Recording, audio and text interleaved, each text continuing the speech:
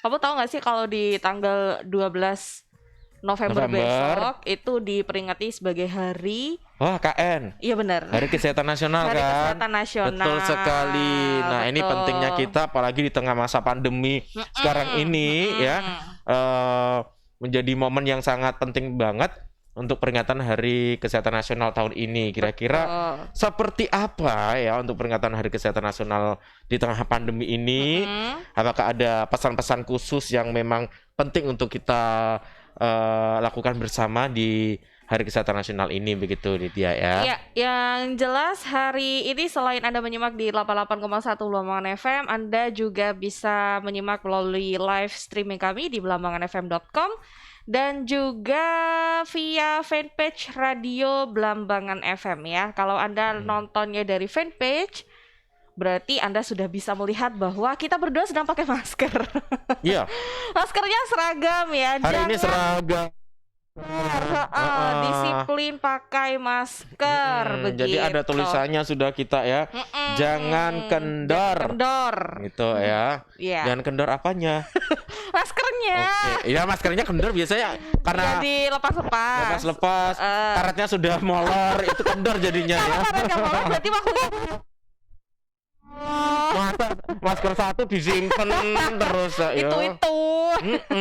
Atau kalau enggak maskernya satu dipakai terus gak dicuci-cuci Rano. Aduh ya ojo lah. Jangan ya. Oke, pagi hari ini kita sudah bersama Kepala Dinas Kesehatan Kabupaten Banyuwangi, Dr. Haji Wiji Lestariono. Selamat pagi Pak Dr. Rio. Selamat pagi Mas Rano dan Mbak Lydia. Iya. Oke. Apa kabar Dr. Rio? Alhamdulillah sehat. Sehat terus Pak ya. Sehat terus ya, Nah, alhamdulillah. ini selama masa pandemi, Dr. Rio ini ngehit loh. Di mana-mana ada fotonya Dr. Rio ya. Iya, selalu ada. Apalagi kalau sudah ada kasus penambahan, terkonfirmasi kayak gitu. Beliau ini harus ngasih statementnya. Iya, benar ya. Jadi orang paling ngetop selama pandemi. Oke, nah Dr. Rio, kita ngomongkan Hari Kesehatan Nasional ini ya. Besok ya tanggal 12 kita akan memperingati Hari Kesehatan Nasional. Nah, kalau di tahun 2020 ini dokter apa nih tema yang diusung untuk HKN ini ya. Ya. Jadi memang tetap masih terkait dengan kondisi pandemi. Jadi tema HKN untuk tahun ini diperingati ke 56. 56 ya. Okay. Temanya adalah satukan tekad menuju Indonesia sehat. Dan subtemanya adalah jaga diri, keluarga dan masyarakat. Selamatkan bangsa dari pandemi COVID-19. Oh iya. Nah, ini penting ya. Oke, jadi selamatkan diri ya. Bangsa, jaga diri, keluarga, masyarakat, gitu ya. Ini penting banget ya, secara luas ini yang memang harus kita jalankan bersama begitu ya. Nah, dari tema yang sudah ini secara nasional nih dokter ya. Untuk Hari Kesehatan Nasional ke-56 ini, tentu dengan adanya peringatan HKN ini pasti ada tujuan-tujuan yang harus kita tahu ini untuk masyarakat ini. Gimana dokter? Ya, jadi memang benar peringatan Hari Kesehatan Nasional ke-56 tahun 2020 ini memang bertujuan untuk menjadikan suatu momentum ya, untuk menyatukan tekad dalam mewujudkan Indonesia semakin sehat dan semangat memperjuangkan ketahanan kesehatan. Itu kata kuncinya adalah jadikan momentum. Ya. Yang kedua tujuannya adalah sebagai pengingat bagi publik atau masyarakat harus bersama-sama menjaga kesehatan diri, keluarga, dan masyarakat agar terhindar dari COVID-19. Sehingga derajat kesehatan masyarakat yang setinggi-tingginya dapat terwujud dengan dukungan seluruh komponen bangsa, mulai dari pemerintah pusat, daerah, ada komponen-komponen lain yang ada di wilayah, yaitu akademisi, dunia usaha, organisasi kemasyarakatan, praktisi, dan media massa turut ambil bagian dalam peringatan HKN guna mendukung pembangunan kesehatan. Satu lagi, Mas Rano, masyarakat semakin mengerti arti penting perilaku dan lingkungan sehat, serta mau melakukan gerakan hidup sehat di tatanan keluarga, sekolah, tempat kerja, tempat umum dan fasilitas kesehatan. Kira-kira itu tujuan dari peringatan HKN sekarang ini. Ya, memang ya dari tujuan yang sudah kita dengarkan tadi bahwasanya ini perlu adanya kerjasama dari semua lapisan dokter ya, baik dari Pemdanya, kemudian juga petugas kesehatannya, kemudian dari masyarakatnya sendiri dan lain sebagainya. Nah, untuk peringatan dari Hari Kesehatan Nasional sendiri HKN di tahun 2020 ini sendiri, dokter ada nggak sih mungkin acara-acara bentuk-bentuk kegiatan yang diadakan? Ya, ada Mbak Lydia, tapi tetap menyesuaikan dengan kondisi pandemi ya. Sehingga untuk peringatan HKN tahun ini kita kita peringati. Yang pertama adalah upacara. Ada upacara ya. Upacaranya. Tapi tetap secara virtual. Virtual ya. Oke. Dan di upacara nanti akan ada juga pemberian penghargaan kepada puskesmas yang berprestasi dan apresiasi lainnya. Itu ya. Kemudian ada juga nanti pembagian, kan kebetulan kita ada pengadaan ambulans ya. Ambulans baru ya. Itu untuk beberapa puskesmas. Nanti akan kita serahkan juga di saat upacara HKN ini. Itu sebagai bentuk pengabdian masyarakat juga begitu. Oke. Nah, itu ada beberapa kegiatan yang sudah disiapkan. Itu upacara. Ada lagi kegiatan lain yaitu pengabdian masyarakat. Ini seperti apa ini? Apa ini kegiatannya? Yang pertama adalah Posbindu PTM. Ya. Posbindu PTM. Pernah dengar? Enggak. Posbindu. Aku taunya Posyandu. Pembinaan terpadu penyakit tidak menular. Penyakit tidak menularnya. Tapi pasti pernah tahu kok. Tidak menular, benar. Jadi begini, Mas Rano dan Mbak Lydia, Posbindu PTM ini dilakukan dulu sebelum pandemi. Ya. Sudah ada dulu ya. Sudah oleh seluruh puskesmas di Kabupaten Banyuwangi sampai di level tingkat dusun. Ya. Jadi setiap dusun di Banyuwangi ini sudah ada kegiatan Posbindu PTM. Posbindu PTM itu adalah kegiatan untuk screening. Screening artinya mendeteksi atau memeriksa kondisi seseorang. Yang diperiksa di Posbindu PTM itu adalah nomor 1 tekanan darahnya, nomor 2 kadar gula darahnya, terus kolesterol, asam urat, massa tubuh, ya. Itu yang dilakukan pemeriksaan di Posbindu PTM. Seluruh puskesmas sudah melaksanakan Posbindu PTM. Bahkan beberapa puskesmas juga melakukan Posbindu PTM bukan hanya di level dusun aja, tapi di tempat-tempat yang berpotensi ada kerumunan massa. Iya. Contohnya kalau Mas Rano hari Minggu pagi dulu ya, di Taman Blambangan Car Free Day, kita selalu buka gerai di sana. Ada juga. Di Gesibu itu ya. Itu ada gerai Posbindu PTM. Sasarannya adalah mereka yang sedang beraktivitas olahraga di situ. Kita periksa semua. Itu tadi 5 hal tadi ya kita periksa. Contoh lain, bahkan kita juga membuka Posbindu PTM di pasar tradisional contohnya.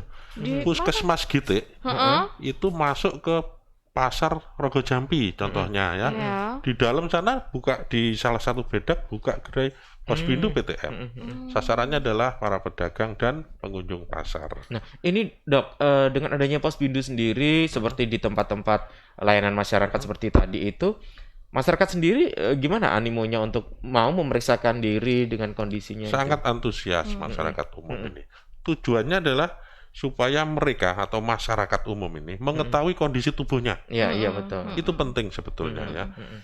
Hal ini terkait dengan fenomena berubahnya pola penyakit dan kematian di Indonesia. Dulu Mas Rano, kita sering mendengar orang meninggal karena sakit malaria, betul. sakit tipes dan lain-lain penyakit infeksi. Tapi sekarang sudah nggak gitu lagi. Kita lebih sering mendengar orang meninggal karena kanker. Betul.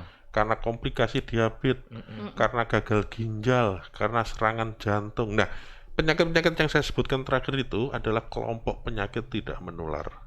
Iya. Nah, itu yang sekarang terjadi. Oleh sebab itu, Posbindu PTM ini kita galakkan supaya masing-masing orang itu mengetahui kondisi tubuhnya. Kematian yang terjadi ini hampir semuanya adalah disebabkan oleh mereka tidak sadar, tidak menyadari penyakit yang ada di tubuhnya. Karena sama ini juga kadang takut memeriksa, takut ketahuan juga. Sehingga tidak ada penanganan antisipasinya yang baik ya. Sekarang kalau saya tanya Mas Rano, kadar gula darahnya berapa? Aduh, belum tahu saya. Kan kayak gitu ya. Itu salah satu tujuan Posbindu PTM supaya masing-masing orang ini tahu kondisi tubuh. Berapa tensinya, berapa kadar gula darahnya dan seterusnya. Tapi sebaiknya untuk individu sendiri datang ke Posbindu PTM ini setiap dengan jangka waktu berapa lama, Dokter? 1 bulan sekali. 1 bulan sekali. Tergantung juga apa yang ditemukan ya pada pemeriksaan awal ya. Saya lanjutkan yang tadi, beberapa puskesmas juga masuk dalam pengajian-pengajian di wilayah kerja. Kalau ada pengajian, mereka masuk ke sana membuka gerai Posbindu PTM. Sasarannya adalah peserta pengajian. Yang ingin kami sampaikan adalah kami berupaya secara masif Posbindu PTM ini supaya ada di Banyuwangi dan seluruh warga masyarakat mengetahui kondisi tubuhnya tadi. Itu Mas Rano ya. Sasarannya adalah mereka yang berusia 15 tahun ke atas. 15 tahun ke atas ya. Berarti usia 15 tahun ini sudah bisa terjadi rentan adanya tadi ya. Nah, ini khusus untuk Posbindu ini perlu penjelasan lebih detail Mas Rano, karena sejak pandemi Posbindu PTM ini kan kita hentikan. Nah itu. Iya, lebih fokus ke tidak boleh. Bukan lebih fokus karena Posbindu PTM ini mengundang kerumunan kan? Oh iya betul. Contohnya seperti Posyandu juga. Posyandu kan lebih familiar ya. Posyandu, Posyandu pun sampai sekarang belum dibuka, belum diizinkan untuk dibuka. Posbindu PTM juga demikian sebetulnya. Ya. Tapi kenapa kita masukkan dalam kegiatan pengabdian masyarakat di HKN ini? Ini khusus Banyuwangi loh ini ya, membuka atau kegiatan Posbindu PTM di era pandemi ini ya. Ini Mas Rano, Mbak Lydia, mengacu pada kematian akibat kasus COVID ya yang terjadi di Banyuwangi. Berarti rata-rata mereka mempunyai penyakit penyerta seperti tadi, dokter ya. Jadi kita ini masih punya masalah kematian yang relatif tinggi akibat COVID di Banyuwangi ini. Angkanya sekarang ini, angka kematian akibat COVID 8,06%. Itu lebih tinggi dari rata-rata Provinsi Jawa Timur. Dan jauh lebih tinggi dibanding angka rata-rata nasional. Ya. Angka nasional 3%. Jawa Timur 7, sekian persen. Kita 8,06%. Tinggi juga ya Banyuwangi ini ya.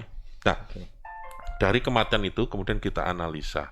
Ternyata 83% mereka adalah orang-orang yang berusia di atas 50 tahun. Fakta kedua, sebagian besar mereka adalah orang-orang dengan penyakit komorbid. Penyakit komorbid adalah penyakit penyerta. Yang paling sering adalah hipertensi, diabetes, penyakit jantung, gangguan ginjal dan seterusnya. Yang tidak lain dan tidak bukan adalah penyakit-penyakit yang kita deteksi, kita periksa pada kegiatan Posbindu PTM. Oleh sebab itu, mengacu pada analisa tersebut, maka kita sejak kira-kira 2 minggu yang lalu ya, kita minta seluruh puskesmas untuk mengaktifkan kembali Posbindu PTM.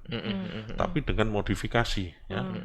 Maksudnya modifikasi ada 4 ya. Yang pertama tentu dengan menyesuaikan dengan protokol kesehatan. Harus itu ya. Karena setiap kerumunan ini berpotensi ada penularan. Oleh sebab itu protokol kesehatan harus ditegakkan. Yang kedua, modifikasi kedua adalah penyempitan sasaran. Kalau sebelum pandemi 15 tahun ke atas, maka sekali lagi mengacu pada kematian akibat COVID di Banyuwangi, maka sasaran ini kita persempit. 50 tahun ke atas atau boleh diperlebar 40 tahun ke atas. Itu lebih fokus ke sasaran itu. Modifikasi yang ketiga adalah jika sebelum pandemi Posbindu PTM ini hanya sebagai tempat screening. Tadi sudah saya sampaikan, di Posbindu hanya diperiksa saja. Jika didapati ketidaknormalan, tensi tinggi, gula darah tinggi misalkan, gitu ya, diberi pengantar untuk ke puskesmas. Pengobatannya tetap ada di puskesmas, bukan di Posbindu PTM. Di Taman Blambangan nggak ada pengobatan, hanya gitu pemeriksa aja. Pemeriksaan semuanya ya. Nah, di era pandemi ini kami modifikasi. Kami menyilahkan seluruh puskesmas untuk melaksanakan Posbindu PTM bukan hanya sebagai tempat screening aja, tapi sekaligus pengobatan. Ini untuk memudahkan sasaran untuk mendapatkan obat dan juga meminimalisir penularan jika mereka harus berinteraksi dengan banyak orang di luar. Sekali lagi harus diingat, mereka adalah kelompok rentan. Lansia dan penyakit komorbid adalah kelompok rentan, jadi harus kita lindungi. Mereka. Kemudian yang keempat, modifikasi keempat adalah edukasi kepada sasaran Posbindu itu. Edukasi yang dimaksud adalah menginformasikan bahwa mereka itu adalah kelompok rentan di COVID-19 ini. Ya. Oleh sebab itu diharapkan mereka tidak banyak berinteraksi, tetap di dalam rumah aja. Tujuan dari Posbindu PTM ini untuk mengendalikan penyakit komorbid yang diderita oleh kelompok rentan tadi, supaya jika sewaktu-waktu terkena COVID-19 mereka lebih berdaya, lebih kuat ya, dan tidak jatuh pada kematian. Itu tujuannya. Maka kegiatan ini kita jadikan bagian dari pengabdian masyarakat untuk peringatan Hari Kesehatan Nasional tahun ini. Yang kedua, pengabdian masyarakatnya berupa kampanye 3M. Nah ini. Dan kampanye jangan kendor pakai masker. Nah ini sekaligus pembagian masker ya, Mas Rano. Kita sudah menyiapkan hampir 100.000 masker. 100.000 masker ini ya. Yang akan kita bagikan mulai tanggal 12 besok. Jadi di hari hanya besok ada kegiatan bagi masker. Nah ini bentuk maskernya seperti yang dipakai. Kayak yang dipakai ya. Tadi pemirsa ya. Ada merah putihnya ya, merah putih. Jadi ada tulisannya jangan kendor, disiplin pakai masker. Nah itu. Desainnya keren kok. Jadi anak muda pakainya juga masih oke. Iya, karena merah putih. Nah ini bentuk nasionalismenya ada di sini ya. Selanjutnya pengabdian masyarakat yang berikutnya adalah pemeriksaan IVA-tes. Ya. Nah, apa ini dokter? IVA-tes pemeriksaan khusus untuk wanita ya, supaya dalam rangka deteksi kanker serviks, deteksi dini kanker serviks. Ini dilakukan di seluruh puskesmas besok ya, mulai tanggal 12 juga. Iya. Okay. Yang terakhir, kegiatan dari pengabdian masyarakatnya adalah pembagian sembako. Oke. Kepada masyarakat sekitar, dan ini kita melibatkan seluruh vaskes atau instansi kesehatan, seluruh rumah sakit, puskesmas, institusi pendidikan kesehatan. Kita minta kepeduliannya pada hari nanti melakukan pembagian sembako untuk masyarakat terdampak COVID-19 yang memang membutuhkan di sekitarnya aja. Di sekitar masing-masing vaskes ya. Nanti akan kita minta laporannya. Gitu. Okay. Itu Mas Rano untuk pengabdian masyarakat. Nah, selain pengabdian masyarakat, untuk bisa menggugah masyarakat ikut peran aktifnya dokter di peringatan HKN ini, apakah juga ada kegiatan misalnya lomba gitu dokter? Ya, betul. Jadi salah satu bentuk peringatan ini lagi adalah kita mengadakan lomba membuat video khusus untuk pondok pesantren, Mas Rano. Oh, ini khusus untuk pondok pesantren ya? Ya. Oke. Kenapa kok pondok pesantren? Karena pondok pesantren kita anggap sebagai kelompok yang rentan ya. Iya. Karena di banyaknya orang ya. Banyaknya orang yang berkerumun kerumunan orang kan ada di sana. Nah, kita tidak ingin pondok pesantren ini terjangkit COVID-19. Oleh sebab itu, meskipun sejak awal kita sudah melakukan pendampingan dan pembinaan terhadap pondok pesantren, terutama mengawal protokol kesehatan supaya dilakukan secara tertib dan benar di pondok pesantren, kita juga berikan lomba video ini untuk menggugah lagi, memicu lagi supaya protokol kesehatan di pondok pesantren ini benar-benar dilakukan. Ini. Jangan sampai terulang lagi kasus yang sebelumnya, dokter ya. Ya betul. Gitu, ya. Nah, kemudian ada lagi dokter kegiatannya? Ada workshop. Workshopnya tentang apa ini? Ya selain tentang COVID juga tentang HIV/AIDS. Penting ya. Karena ini juga sebetulnya penyakit yang tetap harus kita waspadai bersama. kita tidak boleh melenakan penyakit lain ketika kita ada di pandemi COVID-19. Tetap harus dilakukan. Iya, ya. Khususnya kegiatan atau workshop tentang upaya pencegahan penularan dari ibu ke anak. Oh, ini penting. Jadi workshopnya temanya itu ya. Oh gitu. Tinggi nggak dokter untuk ininya? Sebentar, kalau Banyuwangi sendiri sampai saat ini gimana? Karena selama pandemi mungkin pandemi itu agak terlupakan ini ya. Bagaimana kasus HIV/AIDS di Banyuwangi, dokter? Jadi selama pandemi ini memang ada restriksi kegiatan-kegiatan ya. Hampir semua kegiatan ini ada pembatasan, sehingga kegiatan yang bersifat kerumunan orang terpaksa tidak bisa dilakukan. Contohnya tadi posyandu itu ya.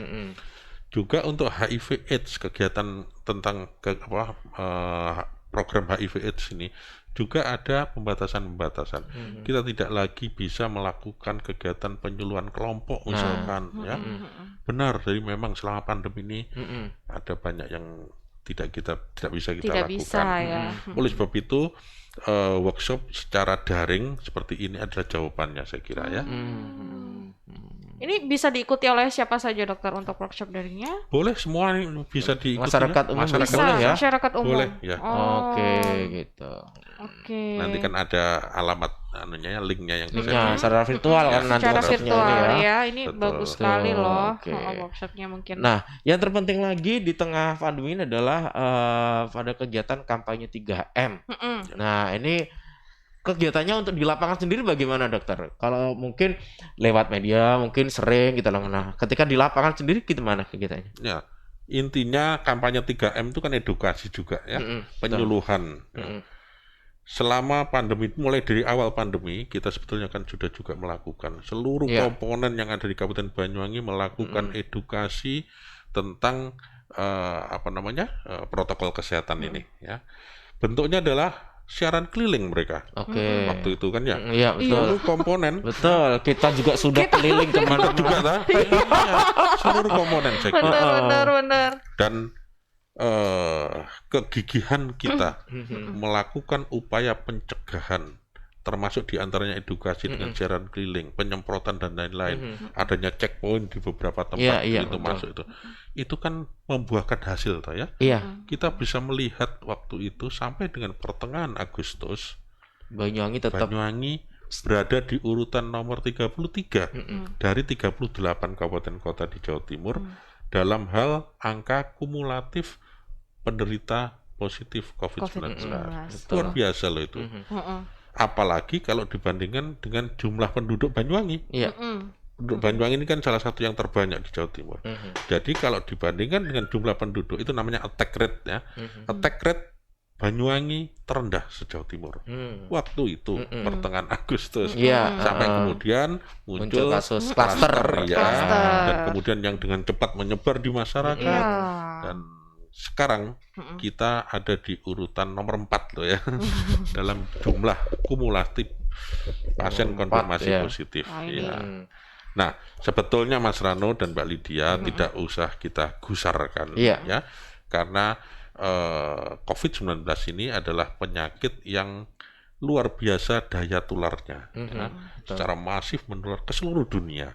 Oleh sebab itu, posisi Banyuwangi yang di urutan nomor 4 dalam jumlah kumulatif itu memang sudah sesuai, karena jumlah penduduk Banyuwangi kan juga yang terbanyak di Jawa Timur, di bawah Surabaya, Gresik, Sidoarjo, Malang kan gitu ya, sudah sesuai urutannya. Jadi sudah makomnya Banyuwangi di urutan keempat ya. Gitu. Itu alasan penghibur ya. Tapi sebenarnya kalau di Banyuwangi sendiri, dokter, sekarang ini kan udah zona orange ya. Orange ya. Nah, kalau dari perkembangannya sendiri bagaimana, dokter? Mungkin masyarakat harus tahu juga ini perkembangan. Jadi saya sampaikan di sini, Mas Rano dan Mbak Lydia, penyebaran dan penularan COVID-19 di Kabupaten Banyuwangi belum menunjukkan tanda-tanda mereda atau melandai. Ya, angkanya masih tetap relatif tinggi, dan inilah yang harus menjadi kewaspadaan kita semua.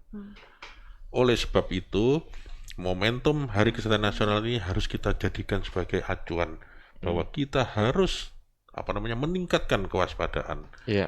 dengan bergandeng tangan seluruh, nggak boleh gandeng tangan ya. Iya. Dengan kerjasama. Jangan jarak ini. Jaga jarak ya. Harus jaga jarak. Dengan kerjasama kerja keras. Bergotong royong. Bergotong royong. Seluruh komponen yang ada di masyarakat, sebetulnya kita bisa mencegah menekan angka penyebaran dan penularan. Kuncinya hanya satu, 3M itu tadi. Ya. 3M itu nomor 1, pakai masker. Selalu pakai masker ini sekarang ada loh Mas Rano dari dia. Kalau dulu kan kampanyenya semua orang harus pakai masker. Iya, betul. Sekarang ada tambahannya. Semua orang harus pakai masker secara benar. Menutup hidung. Sekarang saya.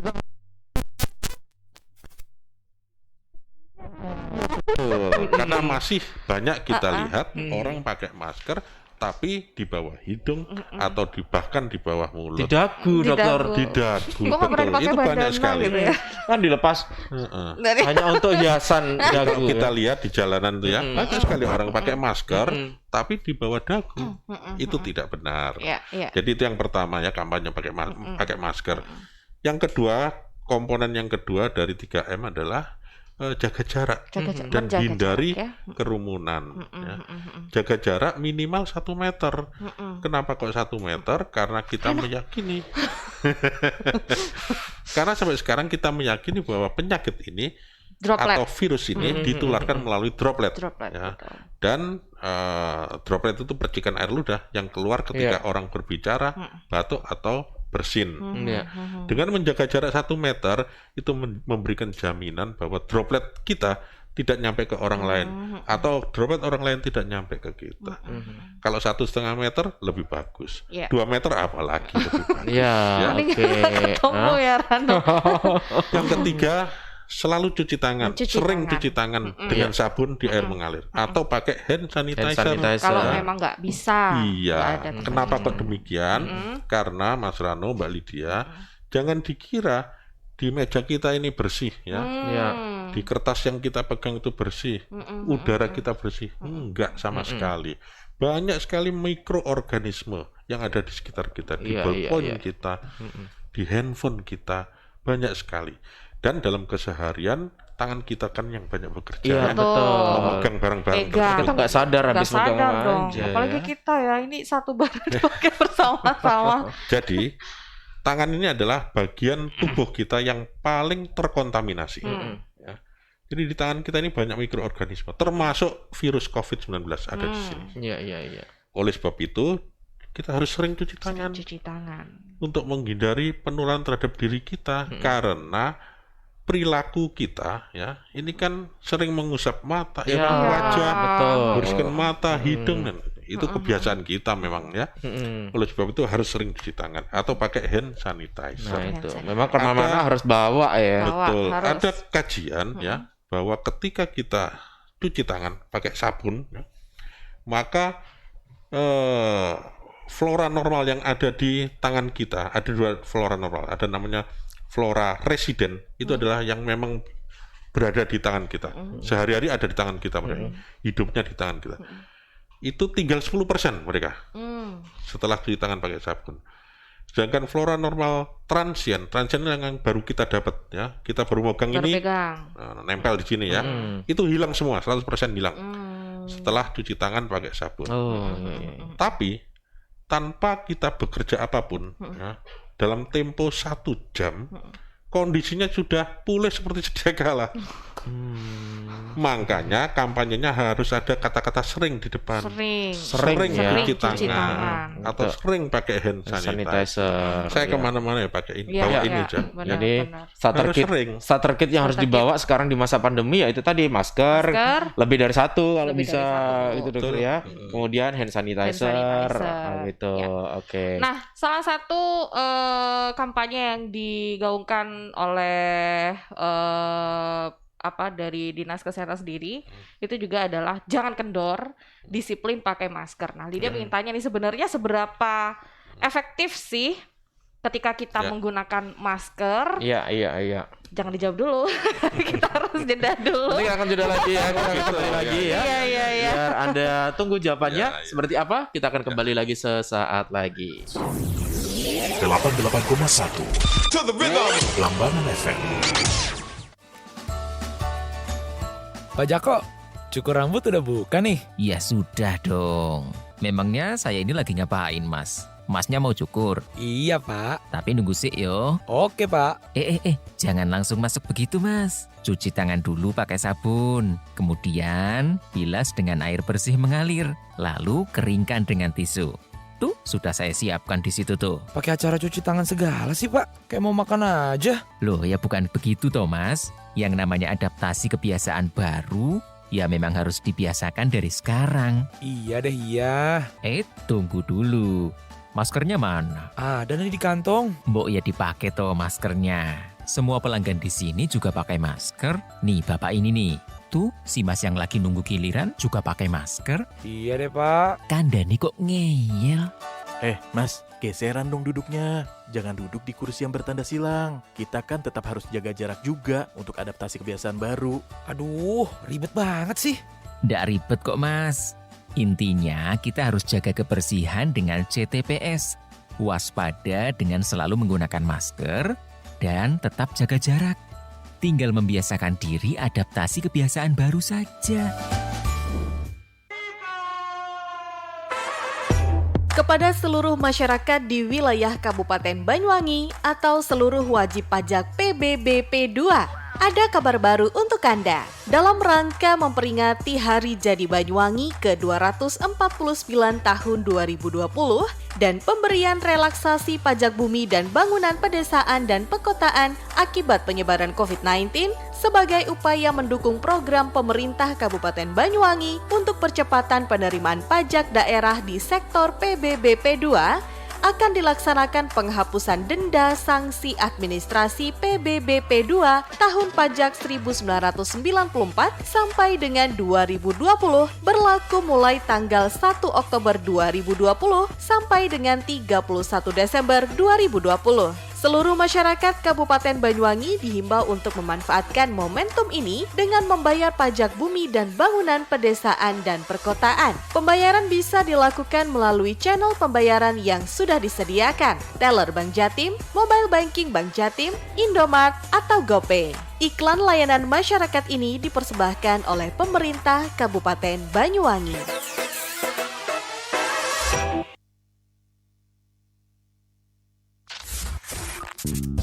Love your radio, love your music. This is the best thing on your radio. 88.1 FM. Ya, masih di 88,1 Belambangan FM, interaktif inspiratif. Lydia dan juga Rano masih ngobrol bersama Dr. Rio. Ini untuk memperingati Hari Kesehatan Nasional yang jatuhnya tanggal 12 November 2020 ya. Untuk temanya sendiri ini satukan tekad menuju Indonesia sehat. Ya. Dan salah satu yang dikampanyekan adalah jangan kendor. Nah, ini tadi jangan kendor. Jangan kendor, disiplin pakai masker. Betul, gitu iya. ya. Nah. Tapi kalau boleh nanya, dokter, sebenarnya seberapa efektif sih dari pemakaian masker sendiri? Ya.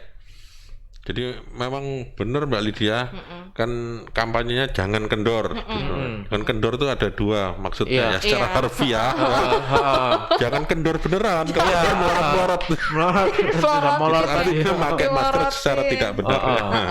Yang kedua yang harus tetap konsisten untuk memakai masker karena kita yakini masker adalah salah satu upaya pencegahan yang sangat efektif. Masker ini maksudnya adalah untuk menghambat keluarnya droplet. Gitu. Jadi sekali lagi kita meyakini virus ini ada dalam droplet atau percikan air ludah. Virus ini butuh media untuk bisa keluar ya, dan menularkan. Medianya ya air ludah tadi, percikan air ludah tadi.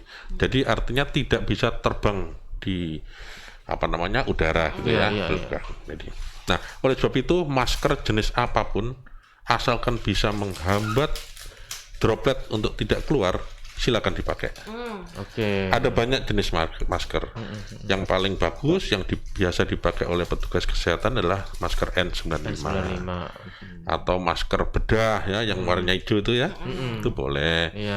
Masker kain boleh dipakai. Masker kain yang dianjurkan adalah masker kain yang 3 lapis Nah, ya. itu. Biasanya 2 lapis, terus tengahnya ada tisu ya. Iya, iya. Jadi total 3 lapis. Itu memang yang dianjurkan. Nah kan beberapa waktu lalu sempat ini ya muncul informasi jangan menggunakan yang scuba. Iya, betul. Gitu. Nah, ini masker scuba atau buff gitu ya, memang sudah resmi tidak dianjurkan, tidak direkomendasikan untuk dipakai. Penyebabnya ada 2, Mas Rano. Yang pertama memang dari modelnya sendiri, masker scuba itu kan gampang melorot ya, atau cenderung untuk dipelorotkan. Ya modelnya seperti itu nih. Yang kedua memang dari bahannya. Jadi ini pori-porinya itu relatif besar, sehingga memungkinkan droplet keluar dari celah atau pori-pori tersebut. Oleh sebab itu masker scuba atau buff memang tidak direkomendasikan. Pemakaian masker sendiri sekali lagi adalah upaya yang efektif untuk mencegah penularan. Jika kita berdua ya sama-sama tidak pakai masker, maka kemungkinan penularan jika salah satu terkonfirmasi atau positif itu hampir 100%. Ya. Nah, sekarang gini, kalau kita itu yang kita konotasikan sebagai orang yang sehat ya, sudah pakai masker seperti ini. Kemudian ada orang lain masuk. Dia tidak pakai masker. Dan kebetulan dia adalah pembawa virus. Kelihatan sehat karena dia OTG, ya. Banyak loh ya OTG, orang yang sebetulnya ada virus, tapi secara fisik dia nggak ada gejala. Masuk ke sini, berinteraksi dengan kita. Maka potensi kita tertular meskipun pakai masker sebesar 70%. Tinggi sekali loh ya. Kondisi sebaliknya, jika kita yang kita konotasikan sebagai orang sehat lepas masker, nggak pakai masker, ada orang lain masuk, dia adalah pembawa virus OTG ya, tapi dia pakai masker, berinteraksi dengan kita, maka potensi kita tertular hanya 5% lah. Meskipun kita tidak pakai masker, tapi dia pakai masker ya. Nah, jika dua-duanya pakai masker, maka hampir tidak ada penularan, kecil sekali, hanya sebesar 1,5% jika sama-sama pakai masker. Artinya adalah sekarang yang penting bukan lagi bagaimana kita pakai masker secara benar. Yang lebih penting adalah bagaimana kita meminta orang lain yang ada di sekitar kita, yang berinteraksi dengan kita, yang lagi ngobrol dengan kita, yang duduk di dekat kita, untuk juga pakai masker. Itu lebih penting. Percuma kita pakai masker, tapi kita membiarkan atau mentoleransi orang lain yang ada di dekat kita untuk tidak pakai masker. Sekali lagi potensi penularan 70% kita tertular. Ya, betul. Jika kita membiarkan atau mentoleransi orang lain tidak pakai masker di sekitar kita, maka sebetulnya kita sedang jadi tumbalnya COVID. Ya, jangan mau jadi tumbalnya COVID. Jadi kita harus berani mengingatkan dan meminta orang lain yang ada di dekat kita untuk pakai masker. Ya, apalagi kalau di tempat-tempat umum itu. Betul. Ya, sering itu. Gitu ya. Jika kita tidak mampu ya untuk mengingatkan atau meminta orang tersebut pakai masker, tindakan yang benar adalah hindari dia. Jauhi dalam jarak yang aman. Itu. Seperti itu Mbak Lydia. Jadi itu efektifnya kita memakai masker sebenarnya sangat-sangat tinggi untuk kita benar-benar bisa menghindari penularan itu tadi ya. Nah, selain penggunaan masker tentu juga menjaga jarak ini dokter. Ya. Nah, kalau untuk jaga jarak sendiri seberapa efektifnya sih kita bisa menjaga jarak dari itu ya? Tadi sudah saya singgung juga ya. Jadi jaga jarak tujuannya adalah supaya droplet tidak nyampe. Tidak sampai. Iya. 1 meter memberikan bukan jaminan. Iya betul. Memberikan kemungkinan kita tidak tertular atau droplet tidak nyampe ke kita. Itu aja ya. 1 meter. Makanya kalau 1,5 meter lebih bagus. Lebih bagus ya. 2 meter apalagi lebih bagus. Intinya adalah bagaimana supaya droplet itu tidak nyampe ke kita dan droplet kita tidak nyampe ke orang lain. Jadi saling menjaga. Itu ya, itu jaga Jadi, jaraknya. Oleh sebab itu kerumunan harus dihindari, nah Mas ini Rano. kerumunan dokter Kerumunan, Ya. nggak boleh kamu. berkerumun terus ya. Ini yang Iya. yang sekarang sudah sering diabaikan ini kayaknya dokter ya. Ya. Ini mulai kendor kalau itu kayaknya ya. Makanya jangan kendor. Yang kendor ya. Jadi sebenarnya apa sih dok hal penting yang bisa kita lakukan dalam usaha untuk menjaga jarak itu ya? Yang bisa kita lakukan. Selain menghindari kerumunan Ah. ya. Kemudian kalau di transportasi umum, nah ini Oh gini. gitu. Nah betul ya. Jadi sejak awal pandemi sebetulnya Satgas COVID-19 itu kan juga sudah melakukan upaya-upaya Iya. pengaturan supaya tidak terjadi penyebaran dan penularan COVID-19 ini di masyarakat. Ini meliputi banyak sekali aspek ya. Waktu itu yang pertama kali akan kita berikan kemungkinan untuk dibuka adalah pariwisata kan Iya, ya. betul. Oleh sebab itu segala aspek yang terkait dengan industri pariwisata ini kita lakukan pembinaan supaya sesuai dengan protokol kesehatan. Iya. Termasuk transportasi tadi yang disampaikan Mas Nano. Iya, betul. Mas Rano.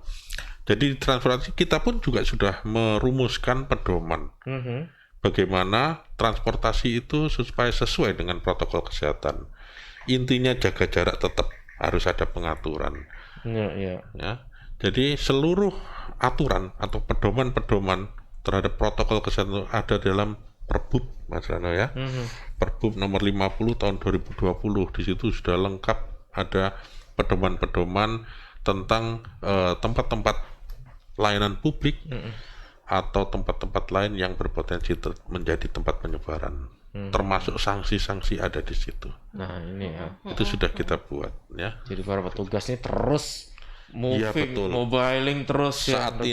Saat ini pun ya setiap hari Satgas atau dalam hal ini Satpol PP Satpol PP betul. juga dibantu dengan aparat TNI Polri itu melakukan operasi justisi di masyarakat setiap hari setiap malam. Dan dari mereka melakukan justisi ini tadi bagaimana sih dok masyarakat sendiri di Banyuwangi utamanya. Nah, iya. Ini tingkat kesadarannya seperti apa sekarang ini dok? Setelah sudah ada operasi kayak gitu tuh. Apa masih banyak ini yang mereka ini gitu? Memang belum ada survei ya.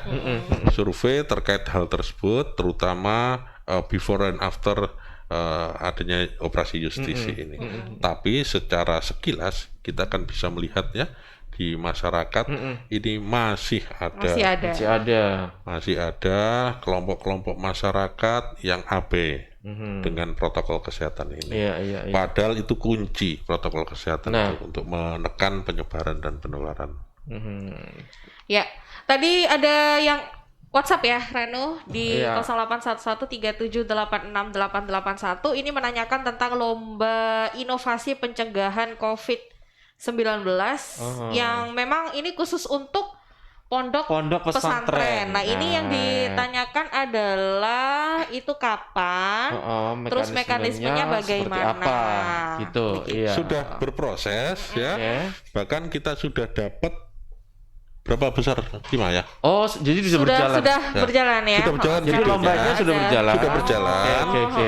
Bahkan kita sudah dapat 5 besar kalau nggak salah ya. Jadi Dan sudah ada ini penilaian ya? Iya, sudah dilakukan tinjau lapang oleh tim penilai. Oh, jadi sudah berjalan Mas ya. Mungkin baru tahu atau mungkin ingin ikutan mungkin ya, tapi ternyata sudah berjalan. Maaf ya. Dan sudah ada hasil ya dari 5 besar. Jadi sebetulnya di Banyuwangi ini kan ada sekitar sekitar 142 pondok pesantren. Iya, Dan untuk lomba video ini kan juga dipandu oleh puskesmas tempat. Betul.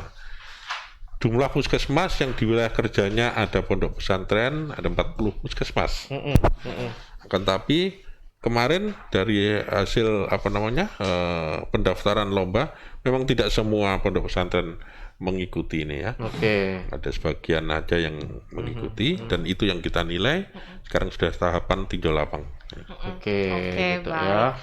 Ya, terakhir karena memang waktunya mepet sekali nih, kurang 5 menit lagi Dokter Rio. Mungkin ada pesan-pesan yang ingin disampaikan kepada masyarakat terkait dengan pandemi?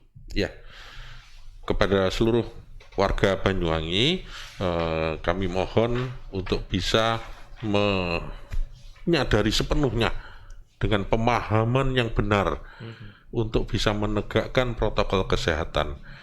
Karena Banyuwangi ini adalah daerah atau kabupaten yang menumpukan hajat hidupnya pada industri pariwisata. Ya. Industri pariwisata ini banyak sekali memberikan kehidupan kepada warga masyarakat. Oleh sebab itu, industri pariwisata tidak bukan adalah mengundang orang datang ke Banyuwangi. Untuk bisa mengundang orang datang ke Banyuwangi, mereka butuh kepastian bahwa Banyuwangi adalah daerah yang aman. Tanpa itu mereka tidak akan datang. Oleh sebab itu, kepada warga Banyuwangi, kami mohon untuk bersama-sama kami dan seluruh komponen yang ada di Banyuwangi untuk bisa menegakkan benar-benar protokol kesehatan itu. Tujuannya adalah untuk menekan penyebaran dan penularan COVID-19 sehingga angka-angka indikator bisa menurun dan memberikan kepastian kepada orang di luar Banyuwangi untuk mau atau bisa datang ke Banyuwangi secara lebih aman lagi. Iya. Saya kira demikian. Dan tentunya ini semua juga harus didukung oleh ketaatan dari masyarakat itu sendiri ya. Jadi ini sebenarnya bukan tugas dari pemerintah saja, bukan tugas dari para petugas gugus tugas COVID-19 di Banyuwangi. Satgas sekarang, Mas. Satgas ya.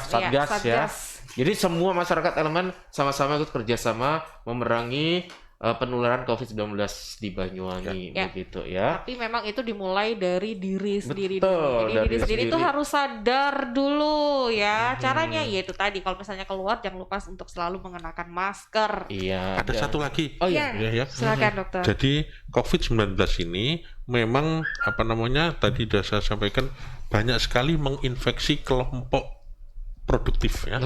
Usia-usia produktif. Usia produktif. Itu bisa kita pahami karena mereka banyak keluar rumah, banyak berinteraksi dengan orang lain. Tapi kalau kita melihat data kematian, tadi sekali lagi 83% adalah lansia yang meninggal. Oleh sebab itu, kami berpesan bahwa kepada kelompok usia produktif yang notabene adalah mereka kelompok muda usia untuk tidak meremehkan penyakit ini. Mungkin memang kelompok muda usia ini ketika terpapar COVID-19 ini tidak menimbulkan gejala apapun, bahkan jauh dari kematian. Tapi ingat, di rumah ada orang tua kita, ada kerabat kita yang berpenyakit komorbid, dan mereka adalah kelompok-kelompok rentan. Kalau kita berinteraksi dengan mereka, maka mereka akan tertular dan mereka akan menjadi sakit dan potensi untuk sampai pada kematian sangat besar. Itu jadi jangan meremehkan COVID-19. Temannya untuk usia produktif ya. Itu yang terpenting ya. Dan semoga saja di Banyuwangi sendiri bisa terus tertekan angka penularan COVID-19 ini ya. Dan mari bersama-sama kita perangi corona. Banyuwangi bisa pasti ya. Dan semoga momentum dari Hari Kesehatan Nasional ke-56 yang besok akan diperingati menjadi penyemangat bagi kita semuanya untuk bersama-sama kembali menyatukan tekad ya untuk menuju Indonesia sehat. Dokter Rio terima kasih sudah mampir dan juga untuk pendengar Radio Belambangan FM jangan kemana-mana, tetap stay tune di 88,1 Belambangan FM karena Lydia akan segera kembali. 88,1 Belambangan FM.